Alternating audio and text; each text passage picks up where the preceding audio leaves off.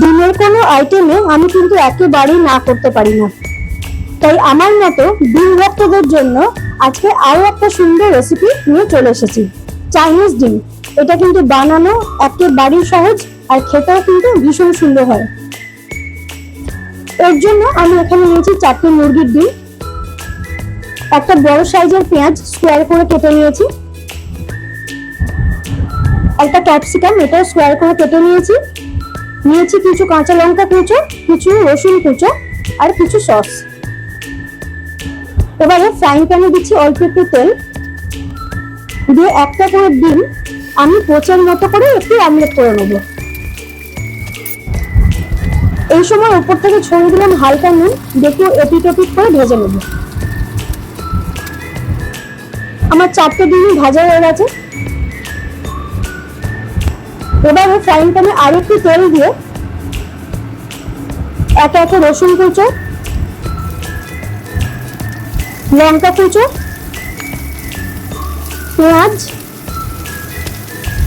Capsicum সব আমি দিয়ে একটু নাড়াচাড়া করে নেব। এগুলো একটু হালকা করে ভেজে নেব। এই সময় আমি দেব পরিমাণ মতো নুন আর গোলমরিচের গুঁড়ো। এবার একটা সস বানাতে হবে। এর জন্য প্রথমে আমি একটা বাটিতে নিলাম একটু টমেটো কেচাপ, একটু vinegar, white vinegar, red chilli sauce, green chilli sauce, একটু ডার্ক সয়া সস। এবারে সবকিছু খুব ভালো করে মিশিয়ে নেব। পেঁয়াজ ক্যাপসিকাম মোটামুটি ভাজা হয়ে এসেছে, একটু আধ ভাজা করে ভাজতে হবে। এবার আমি সসটা দিয়ে দিলাম, একটু নাড়াচাড়া করে নিই। বাটিতে যে একটু সস লেগেছিল ওটা জল দিয়ে দিলাম। এটা রান্না হচ্ছে।